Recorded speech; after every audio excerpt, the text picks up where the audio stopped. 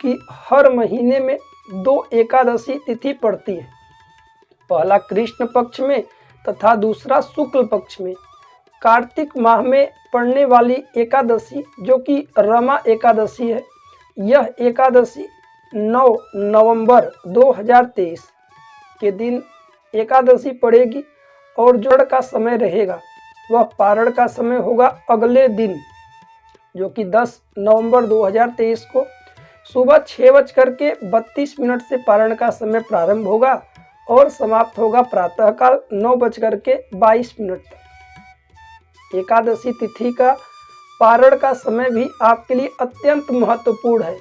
यदि जाने या अनजाने में यदि हम व्रत में कोई छोटी छोटी त्रुटि या गलतियां हो जाती हैं और हम सभी भगवान श्री हरि का प्रातःकाल ध्यान करके यदि पारण करते हैं तो वह त्रुटियां समाप्त होती हैं। इसलिए यह एकादशी रमा एकादशी है।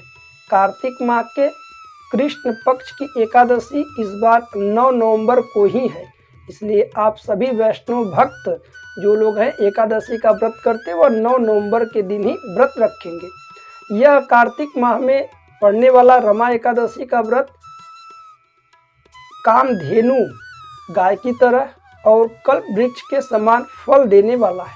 कार्तिक माह वैसे भगवान श्री हरि व माँ लक्ष्मी जी को समर्पित होता है, उसी प्रकार से कार्तिक माह में पड़ने वाला एकादशी रमा माँ लक्ष्मी जी का नाम है और एकादशी बेहद शुभ है।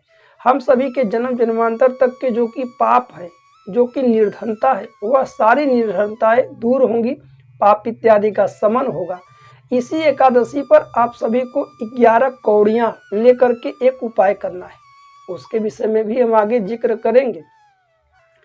उससे पहले हम बता दें 9 नवंबर 2023 के दिन प्रातःकाल आप उठ जाएं, हाथ में पहले जल ले लें, स्नान इत्यादि से निवृत्त होकर के हाथ में जल लेकर के आप अपना नाम और जो भी आपका गोत्र हो, यदि आपका गोत्र आपको ना पता हो तो आप काश्यप गोत्र ले सकते हैं, क्योंकि कश्यप ऋषि के हम सभी संतान हैं। इसलिए काश्यप गोत्र बोल करके हाथ में जल नाम लेकर के आप एकादशी का व्रत रख रहे हैं तो भगवान श्री हरि का ध्यान करते हुए जो भी आपकी विशेष कामना हो या निष्काम भाव से भी प्रार्थना करके जल को छोड़ दे किसी प्लेट इत्यादि।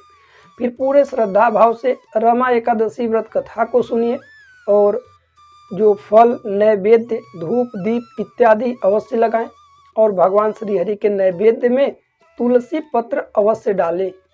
इस बात पर ध्यान दें कि आज के दिन तुलसी पत्र तो ना तोड़ें, मार्केट या बाजार से ले लें या फिर एक दिन पहले आप मंगा कर रख लें। एकादशी के दिन तुलसी पत्र हम सभी को ना ही तोड़ना चाहिए और ना ही तुलसी के पेड़ को स्पर्श करना चाहिए, निषेध है।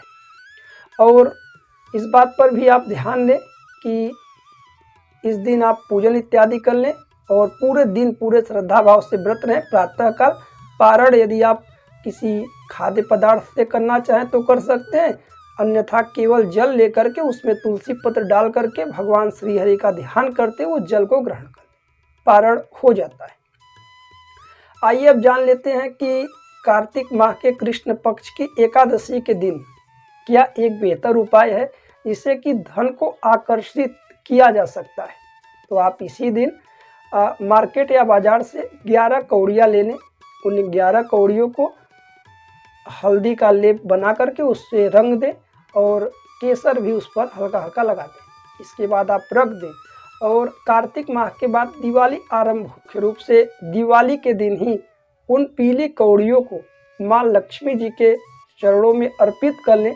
पूरे श्रद्धा भाव से प्रार्थना करें और माँ से प्रार्थना करें, माँ इस कौड़ी में आपका वास हो और पूरे वर्ष पर्यंत धन इत्यादि की कोई दिक्कत या तकलीफें ना आए। ऐसे कामना करते हुए उन पीली कौड़ियों को आप पीले रंग के कपड़े ले, लाल रंग के हो तो ठीक है, परंतु पीले रंग के वस्त्र इत्यादि ले करके उसमें उन कौड़ियों को रख करके दिवाली के प्रातःकाल बांध करके आप अपने तिजोरी में रख दें।